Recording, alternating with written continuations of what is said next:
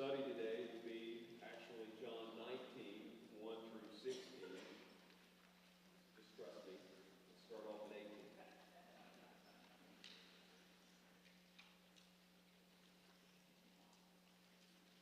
We find ourselves in the middle of a story. It's a narrative. Sorry if it's your first Sunday here, but this is a part 2. That's why I'm at 18. I'll do my best to bring you up to speed. If I were to give the narrative, the story, a title, it would be The Inquisition of the King. We looked at the first part of that 2 Sundays ago, beginning in verse 28 and extending to verse 40. There's one verse in particular that I would bring to your attention again to catch you up on what's happening.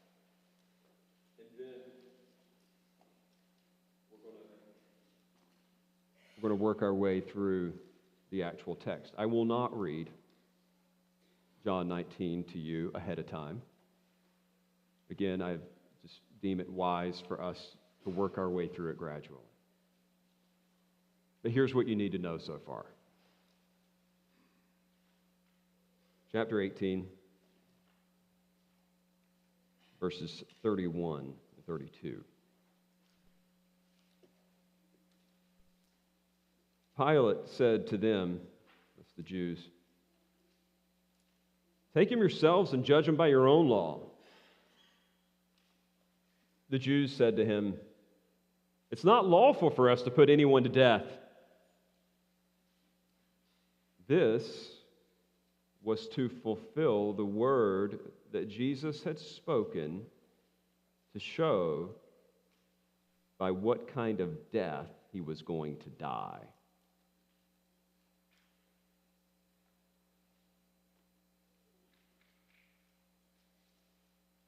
What happens when an unstoppable force meets an immovable object?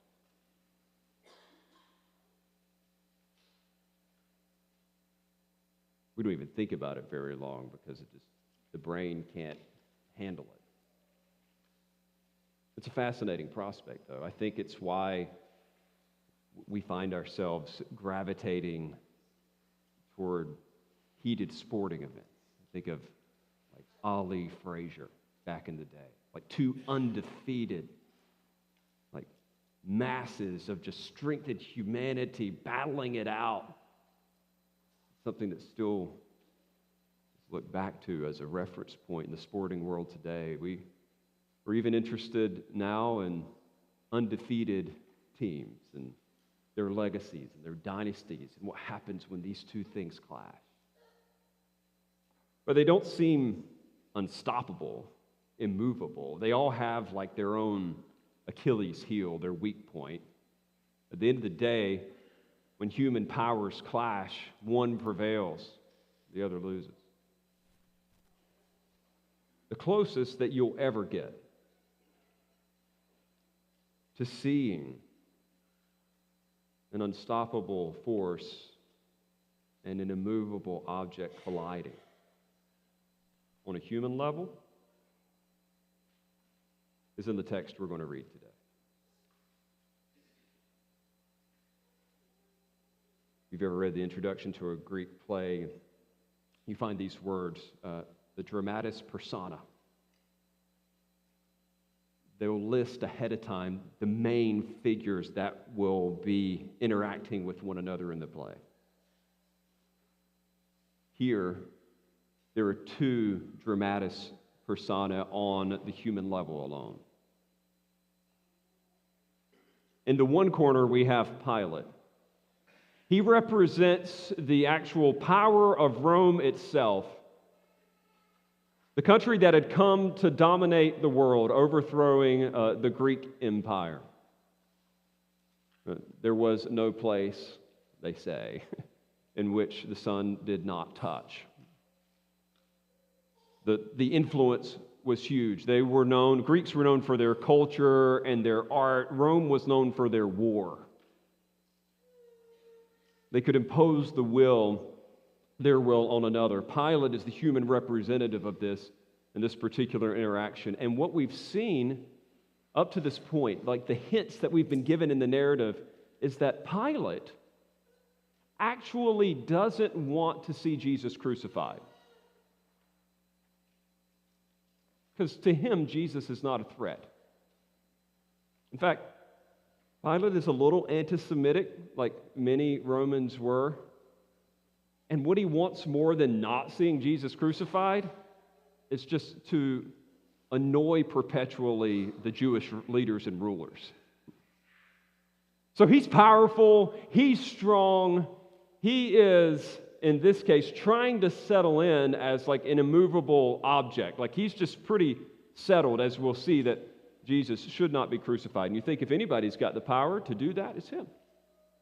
But then in the other corner, you've got the Jewish leaders represented by Caiaphas, and man, they are persistent. They are a force to be reckoned with. They're like this network of fire ants that can just mobilize and cause a lot of damage. In fact, they have been able on select times to execute whoever they wanted to, even though legally they had no power to do so.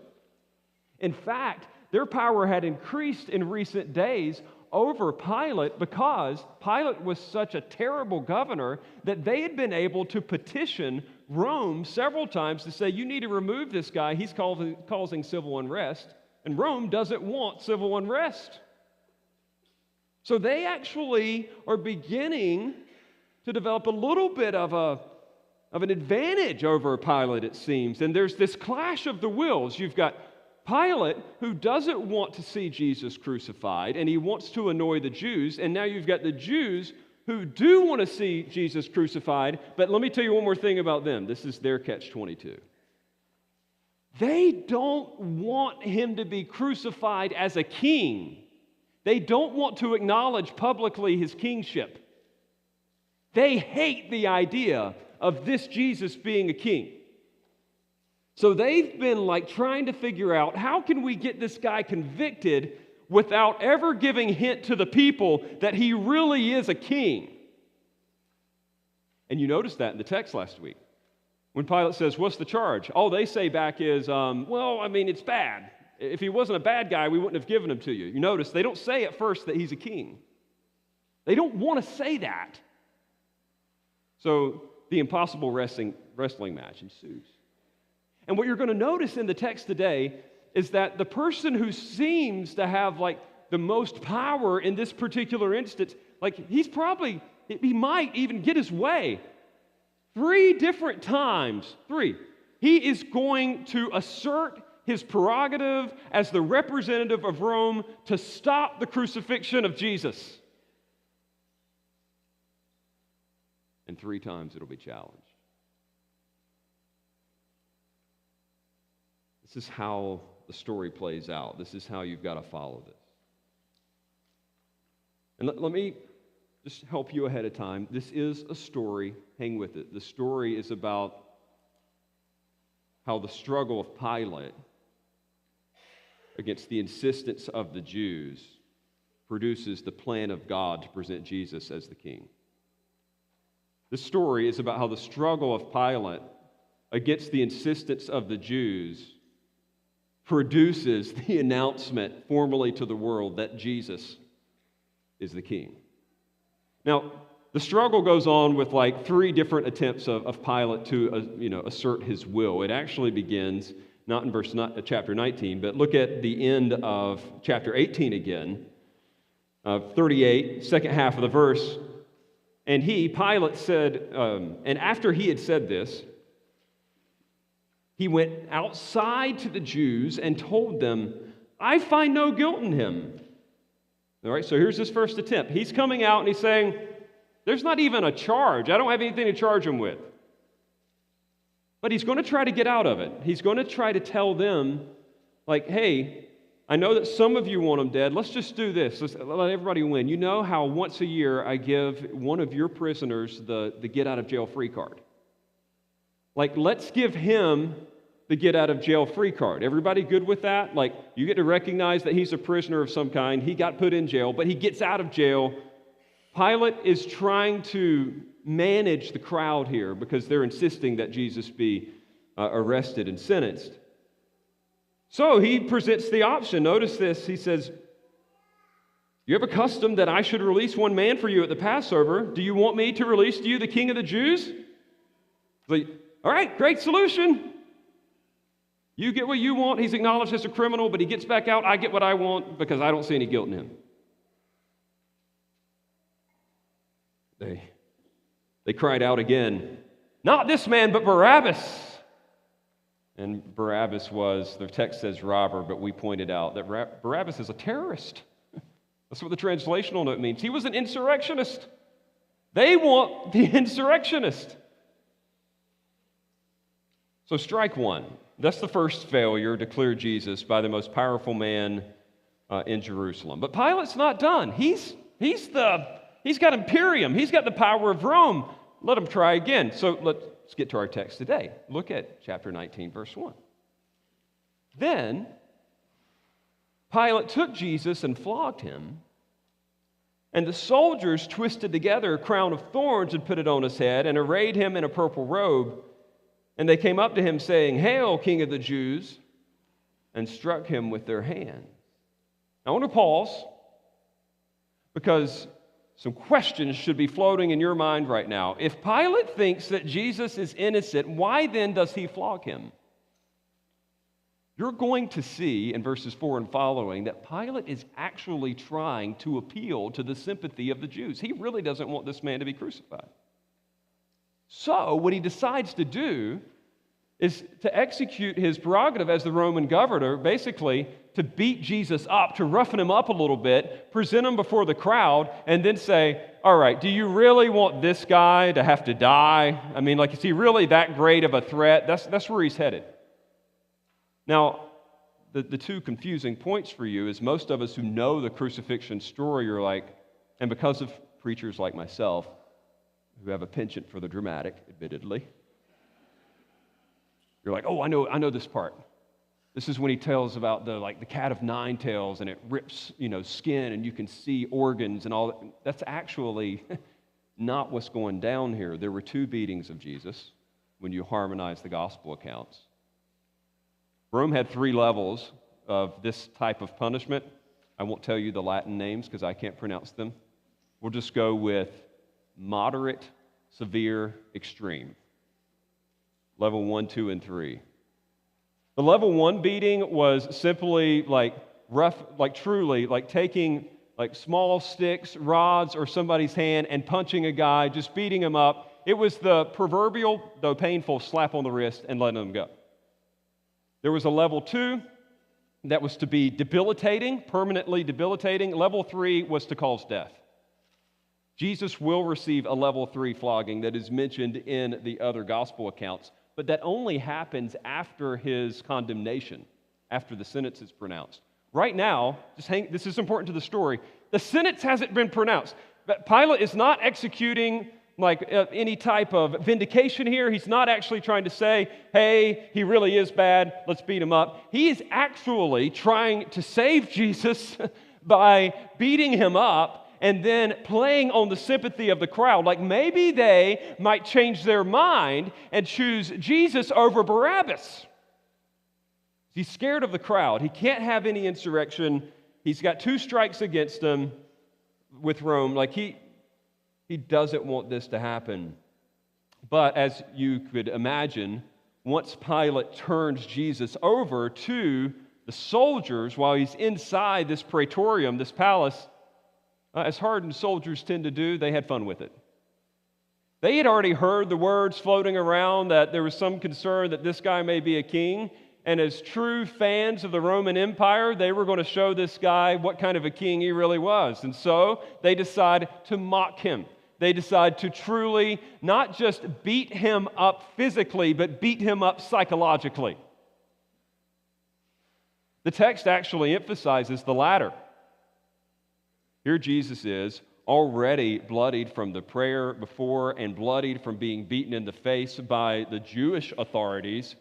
He already looks like a pitiful sight, they take the branches of most likely a palm date, which could have thorns anywhere from 6 to 12 inches long, and they gingerly make that into a crown of thorns, and they press it down on his head and says, all right, we're going to crown the king. It's his coronation. And then one of them takes off their red, purplish robe, and they put it over his shoulders instead. And then the whole scene is that of actual mockery where he's bound, they actually come up to him and say, "Hail, King of the Jews!" And then instead of kissing him on the cheek, they punch him in the face. I could see this.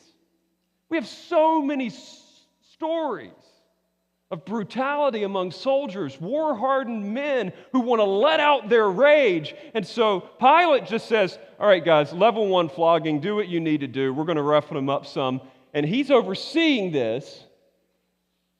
But ultimately, in the irony of this whole thing, Jesus here is actually being celebrated as a king in the weirdest of ways. It kind of makes you wonder, could God really be in charge of this? I mean, is there something bigger going on, or is this just some type of cosmic accident, like the king plan of Jesus just went off the rails and it fell off into a ditch somewhere? Remember, Pilate's trying to appeal to their sympathies. Look at verse 4. Notice this.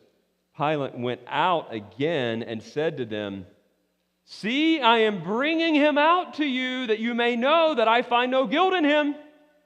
Now, catch the scene. There's an inside and an outside. Pilate keeps going inside, outside, inside, outside. Do you remember why he has to do that? Because the Jews would not go into the praetorium because they didn't want to be defiled for Passover week. So they're standing out in the street. Jesus gets this beating on the inside. They can't see it. He wants to surprise them. He's hoping to satisfy their bloodlust. Like, okay, if I rough them up, and then I take him out. So I want you guys to look at that. I want you to look at this guy that you say is a threat, this guy who's such a troublemaker, and see if you still want to have him killed then. So Pilate went out. "See, I'm bringing him out to you." He's saying, all right, he's about to come out. All right, guys, bring him out. And verse 5, so Jesus came out wearing the crown of thorns and the purple robe. And Pilate said to them, "Behold the man." Here's your great threat. Here's the guy that y'all think is causing so much trouble. Here's the one that you've rumored that he might be some kind of a king. Look at him with his crown. Look at him with his shawl. Look at him with his bloodied face. I want you to see the man. Does he look that threatening to you? Does he look like the kind of person that we would need to crucify as an enemy of the state of Rome? So this is attempt 2 by Pilate. Maybe this would satisfy them. It's almost like blood in the water for a shark. This just fuels their frenzy, and they cry out for the first time in the narrative, "Crucify him! Crucify him!" Now, I will next week explain more of how the word crucifixion is such a terrible word in their mind, and I know it's been explained to you before. But I want you to know that things have escalated with the Jews. At first, they just want them dead, and Jewish people don't crucify. Crucifixion was so heinous that it was eventually banned by the Romans themselves. They banned it. The Jews certainly would have never crucified anybody. You know what their method of execution was? Stoning. But now, their hatred for Jesus has been stirred to such a degree that they don't just want life in prison. They don't just want stoning. They don't just want beheading. They want a crucifixion. Like Pilate here is truly stunned because he's thinking, why, I beat him up. He's not a threat. I mean, look at him. He's this pitiful king. And they just go off. And in fact, they're so upset that they can tell that Pilate is not buying into their plan to see him crucified. And so they actually are crying out for his crucifixion. And he says back to them in frustration, look at the second half of verse 6. "Take him yourselves and crucify him, for I find no fault in him." Like he's exasperated. Here he is. His second attempt has failed. Like, I don't want to crucify this guy. You do it. And he knows they can't. They can't legally do that. But then the Jews come back to him and say, we have a law. And according to that law, he ought to die because he made himself the Son of God. Now, this is new. This is new. They haven't said this yet. So far, they've only hinted that he's a really bad guy, and you've got to kill him. They didn't want to say that it was a Jewish thing because they didn't think that Pilate would actually prosecute that. Like, why would he give a rip about their Jewish laws? And so, in the heat of the moment, they show their hand, and they say, what we're ultimately concerned about here is this guy has made himself to be the Son of God. And the Greek is trickier than it first seems. Our translations say things like this. He made himself out to be the Son of God. He made himself seem to be the Son of God. You know what it literally says in the original? He made himself the Son of God. That's what Pilate hears. This guy became a god? I mean, at this point, Pilate is not concerned anymore about Jewish law, although he does have some, modicum of responsibility to enforce high-level Jewish laws. This one is not one that would resonate with him, but it shows something about his psyche here. Notice what goes on. You get some input into his own mind. Pilate has failed again, and this has caused him great consternation. Look at verse 8. When Pilate heard this statement, he was even more afraid. So this represents step 3. The first time Pilate tries to clear him with the Barabbas trick, it doesn't work. The second time he tries to clear Jesus with the beating him up trick, it doesn't work. And now he finds himself back with Jesus again, trying to figure out, okay, does he really need to die or not? And guess what? Pilate will again determine that he doesn't need to die, but he needs some clarification first because they just dropped something on a superstitious Roman that would have bothered him for the rest of his life. And that is that this guy is some kind of a deity. I know that the Romans could be rather hardened and agnostic, but all of them were brought up on those Greco-Roman stories of the gods and their children. They're called demigods. When you talk about a son of a god, we're talking about someone that's a half-god. I mean, the demigods that would have likely come to Pilate's mind as soon as he thought, oh no, I just scourged a demigod. It would have been popular names like Hercules. I mean, the guy who destroys undestroyable creatures, 9-headed monsters, lions with impervious skin. I mean, that's what comes to his mind about demigod or nemesis. Some actually, Roman accounts say that nemesis wasn't just a goddess, but she was the child of a human mother, and that she was the one who exacted retribution on people, particularly for pride. So Pilate's oh no. I may have whipped a god. So he goes back into Jesus. He's even more afraid, and he asks him 3 questions. The first one is this: where are you from? Where are you from? Which, for us as Westerners, we're who cares where you're from? Doesn't matter. In the ancient Near East, that's how you determined what somebody was. Their origin was the most defining thing about them. I mean, just think of the way that people would introduce themselves. Hey, I'm Joseph of Arimathea. Or Paul says, when he's in an official legal setting, I'm Paul of Tarsus, of Sicilia. Your roots, your home, they meant something. Pilate here goes straight to the where are you from question because he's okay, if you're from some kind of netherworld, I've got problems. And notice what Jesus does, or what he doesn't do. He doesn't say a thing. Jesus isn't trying to defend himself. Jesus isn't trying to stop the crucifixion. The only person that's trying to stop this is Pilate.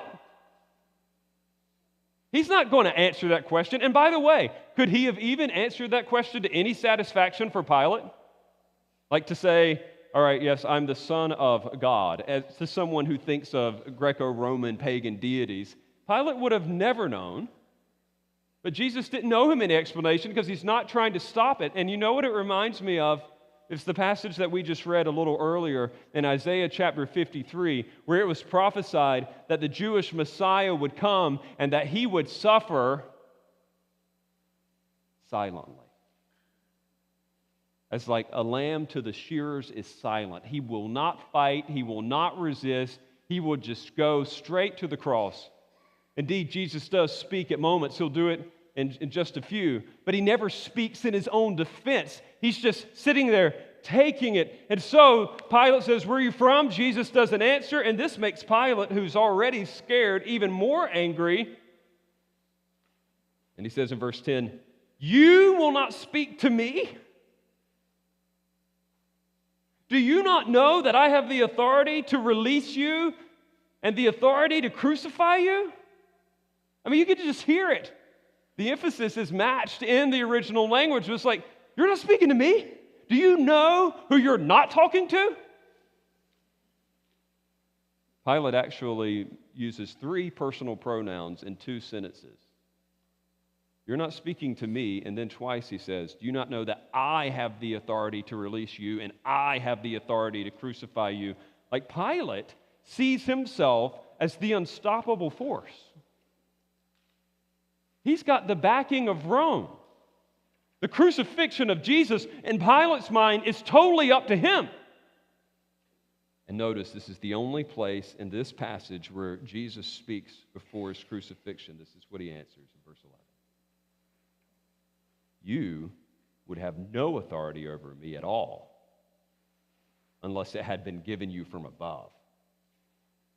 Therefore, he who delivered me over to you has the greater sin. Whoa.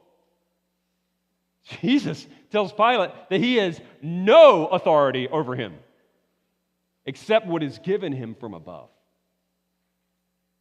All right, friends, I need your minds to hurt for a second. Do you get what's going down here? Jesus is actually saying, like it's in red in my Bible, he's speaking out loud and saying, you think that this is about the Jews doing something or about you doing something. God is working over all you guys doing something as you sin against me. Notice, he gives Pilate a little bit of a break. He says, they have the greater sin, or he has the greater sin, talking about Caiaphas, who's representing the people. He's the one that delivered him over. Because they've been more active in this process. You've been more passive in this process. But guess what? You've both sinned. And by the way, wherever the little rumor has been floating around that all sins are the same, it's not true. All sins will condemn you to hell. But in the mind of our Lord and Jesus, some sins are greater than other sins. And in this case, the sin of actively conniving and conspiring to crucify the Lord of glory is of more consequence to God than Pilate, who just, it seems, happened to be in the wrong place at the wrong time. But we know that not even that was an accident. God is in control of every bit of this thing. The real unstoppable force here isn't Pilate. The real immovable object is not the Jews. There's something greater. In fact, when you hear Peter's preaching on this topic in the book of Acts, it will blow your mind. He is speaking to the Jews in particular, and he says this, "Men of Israel, hear these words.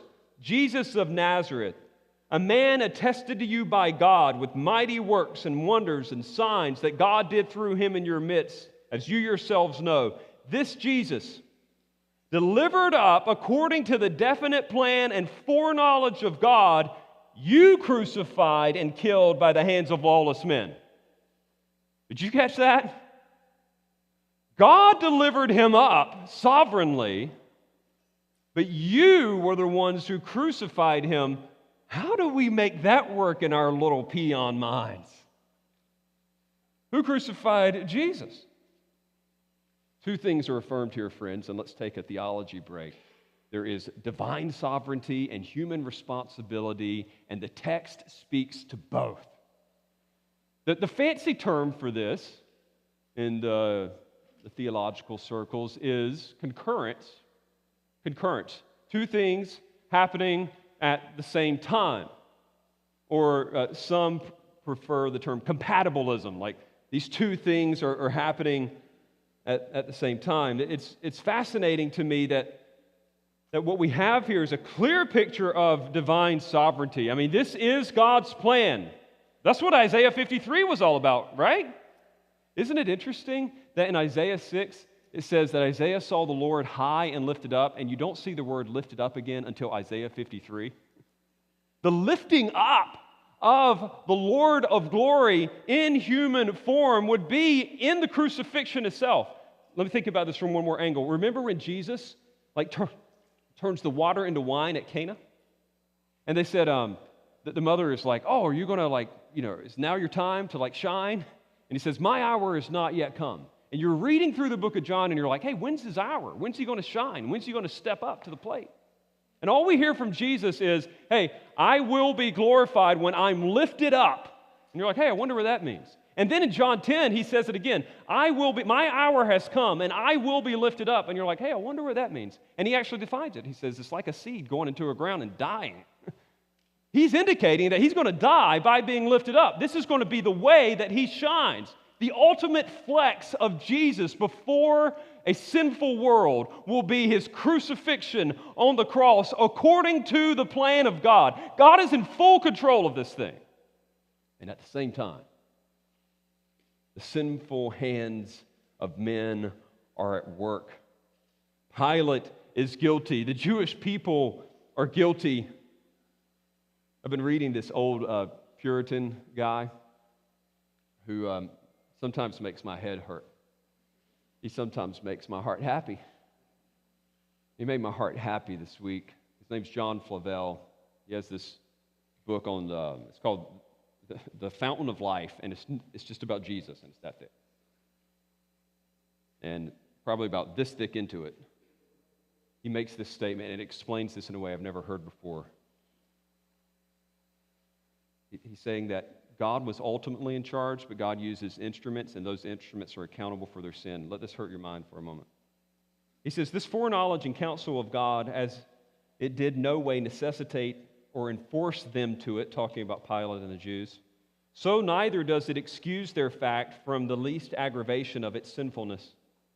It did no more compel or force their wicked hands to do what they did than the mariner hoisting up his sails to take the wind to serve his design compels the wind. So think about it.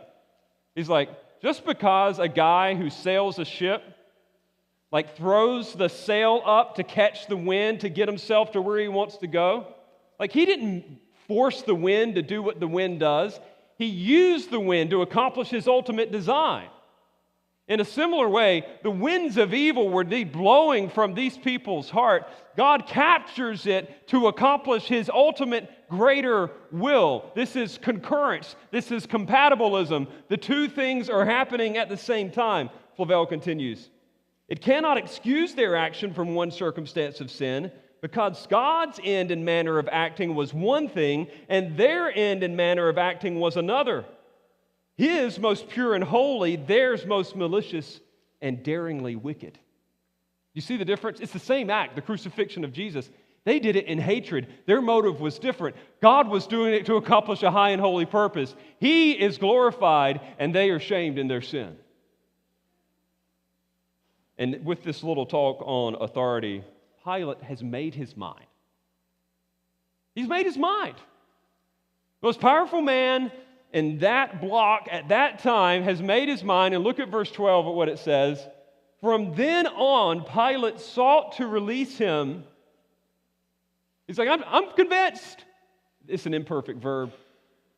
From then on, Pilate kept trying to release him. We don't know exactly how long this trial took place, but time indicators will pour into the fact that this was hours long. So we don't know all the machinations that flow from this particular decision, and yet there was a final trump card that would be played by the Jews that will bend the powerful will of Pilate. Listen to what the Jews cry out in response in verse 12. If you release this man, you are not Caesar's friend. Everyone who makes himself a king opposes Caesar. Oh, man. They did not want to have to play this card. Remember, when they first present the charge, it's like, he's a bad guy. He's a bad guy. Just trust us. He's a bad guy. We ruled on him. Why didn't they just come out and say at first that he's king? They don't want to say that he's king. The people were already saying he's king. They don't want to give any validation to his kingship. So then, when they try to overcome Pilate's will the second time, what do? They're like, he broke one of our laws. He made himself the Son of God. Well, that made Pilate even more concerned. You see the wrestling match is going back and forth, back and forth. Now they have to play the one card that they did not want to have to play. I mean, this thing is nuclear. It will tank their ambitions, and they think it'll tank Pilate's. It's a problem for Pilate because, again, Pilate is politically on thin ice. Caesar at this time was a paranoid recluse living on the Isle of Capri, and at this point he was responding savagely to unfaithfulness. Any instance of somebody tolerating rebellion was met with his heavy hand. In fact, one story actually tells that when another procurator like Pilate had actually allowed a rebellion to persist, the message came from Rome to the procurator, you better kill yourself before you make the army do it. I mean, Pilate has this playing in his mind, but here's the Jews' problem.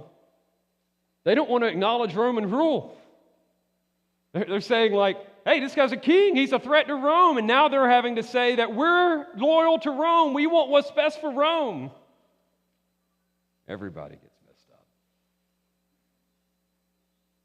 So here's the providential condemnation. This is where it all ends.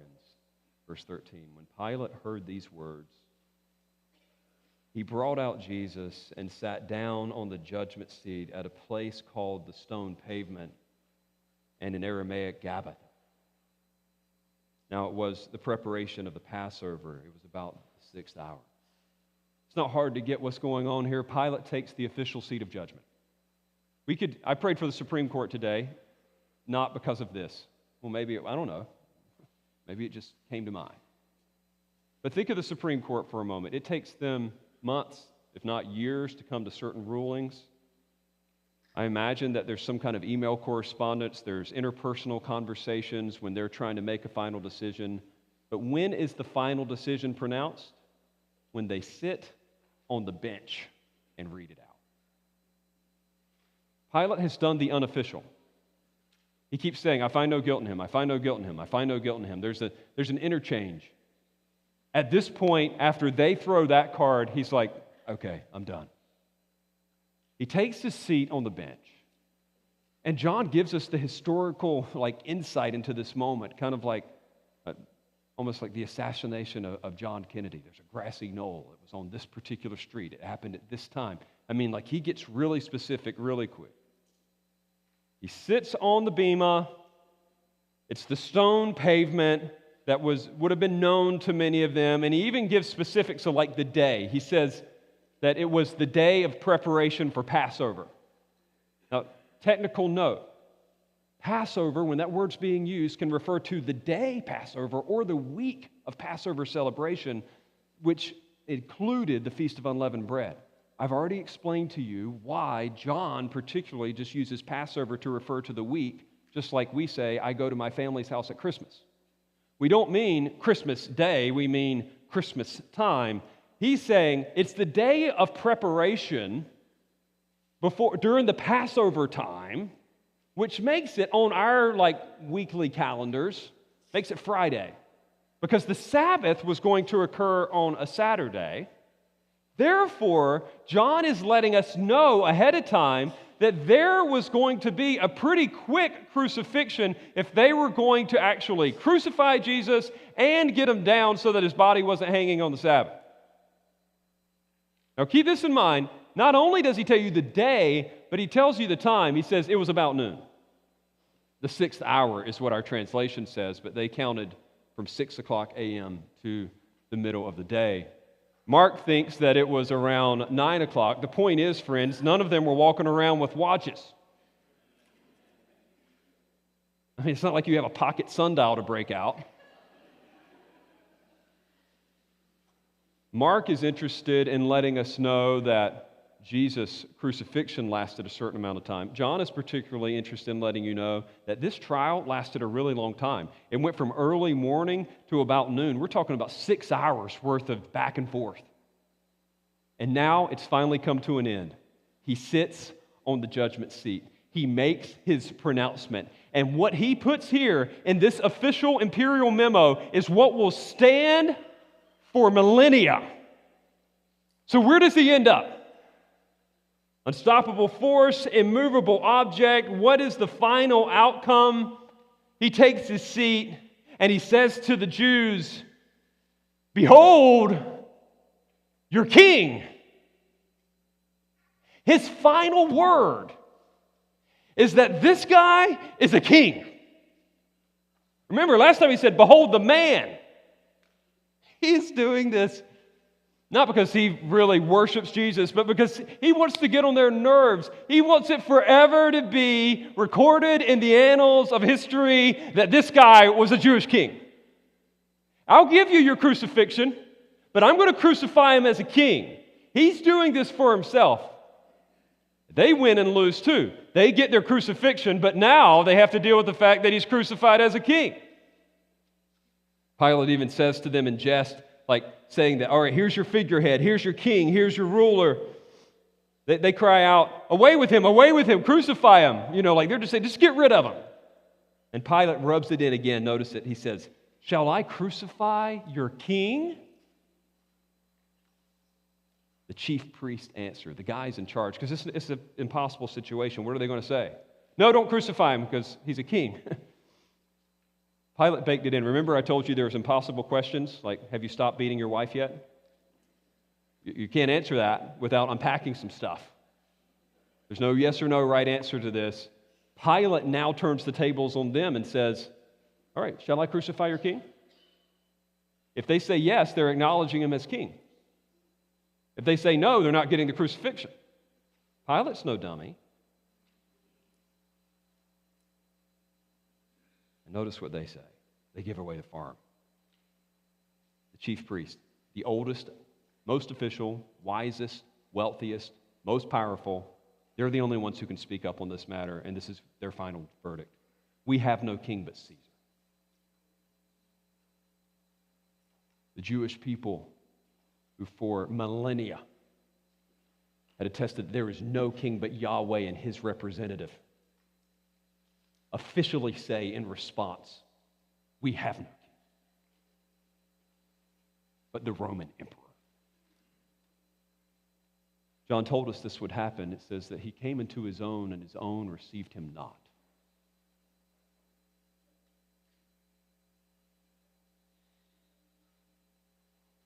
Forces have met,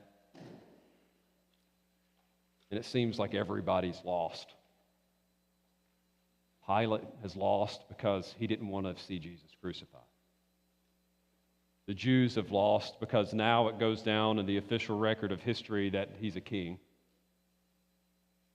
And what about Jesus? It seems like he's lost because he's the one that will be crucified. And yet, we go back to chapter 18, verse 32, where we began. All this was to fulfill the word that Jesus had spoken to show by what kind of death he was going to die. He's the unstoppable force. He's the immovable object. Well, it seems like if anybody loses, it's Jesus. He's ultimately the one who wins because his control as a king is being confirmed in this moment. This is exactly how he said he was going to die. I mean, he's been working toward this. When they were looking for him in the garden, he stepped out and said, I'm the guy you're looking for. When the disciples tried to fight him, they said, no, don't fight. This is what I'm here to do. Jesus got what he wanted. But he also got what he wanted in being conveyed as a king. Here it is, an official pronouncement to the world that this is the promised ruler of Judaism. In fact, we'll see it next week. Pilate will write on the stylus above the cross, Jesus, King of the Jews, and he puts it in 3 languages so that the whole world will know. And the Jewish people try to say, no, don't put that. And he says, what I have written, I have written. Here, this squeamish Pilate who's like trying to navigate these circumstances and seems to always be losing, now all of a sudden has this spine and this nerve and says, no, this is your king. Crucify. All according to the plan of God from the very beginning of the world. If you were to go to the Ashmolean Museum in Oxford, England, you see a whole treasure trove of objects of antiquity. One of the most interesting, just based on some of the research that I've done, is a particular hall full of statues of Roman emperors. So in it, you could see Tiberius and Augustus. And they're beautiful. If you've ever seen artwork from that time, it's so detailed. And these statues are so larger than life. Like every time someone is conveyed and captured in one of these, it's like their muscles are chiseled, their demeanor is fixed. They normally have objects of power draped on their arms. You get the picture. But here's the most fascinating thing about that particular museum of Roman emperors. None of the statues were found in Rome. So that's weird. No, it makes perfect sense. They commissioned these statues and would place them in other parts of the empire so that the people would have a visual representation of what their ruler was like. They didn't have internet. Nobody was texting pics. Like this would be the one official representation of the one who ruled over them, who provided their protection, and the one to whom they paid taxes. And so these artists would make these statues huge, and they would make them beautiful, and they would try to make them dominant. They wanted that particular image of the emperor to be forever etched in the minds of the people. And here, in the condemnation of Jesus, God the Father etches out and sculpts the statue of His chosen King in the marble of human flesh, forever depicted as one in control and one compassionate, dying in the place of those He came to save. O Fortuna, what wondrous fortune, what beautiful providence, that this would be the statue that we always look to see what our God is like. It's the turning point between creation and restoration. This is where the line of all eternity changes. It's at this moment, it's in the condemnation of Christ that God has shown up and He has positioned Himself as ruler but also redeemer. Think about it. He could have carved this statue out any way He wanted to. He could have made Jesus have this posh existence to be better than Solomon, wealthier than Solomon, stronger than any other person. And yet, what did He do? He made Him humble. He made Him a man. He made Him bloodied, beaten, bruised on our behalf. He actually carved this thing so that you would see this is what God is like. He suffers on behalf of His people. But don't just see the compassion. Don't just see the compassion. Catch this. Catch the control. This is what was promised from all of eternity. It wasn't like Jesus, as Schweitzer said, threw Himself on the wheel of history and was crushed by it. But He is steering the ship straight to the crucifixion. He is in control even up to His very last breath. This is exactly what He was determining to do from eternity past. Crucifixion was no cosmic accident. It was the climax of His representation to a world. And I would ask you this in response, and we make this practical. What kind of God is that? If I were to see a statue of Caesar Augustus with ripped muscles, beautiful scepter, flowing robe, and garland representing rule, that would project one thing. I think I'd get a picture of what kind of ruler this is. And if I were to see a statue of someone who had been beaten, bloodied, bruised, shamed, weak, crown of thorns, rickety shawl over his shoulders, blood running down his chest, it would present something else. And yet here, we see the power and the providence of God all wrapped into one. What kind of God is this? I say this to those of you who are here who have yet to confess this Jesus as Lord. There's two groups of you likely. I say this kindly. I'm not trying to stereotype, but stereotypes are there for a reason. There's a rebellious group and there's a religious group. There's a group of rebellious here today who are like doing life your own way, and you're just saying, like, I'm not even pretending to be religious. Like, I follow me. I do me.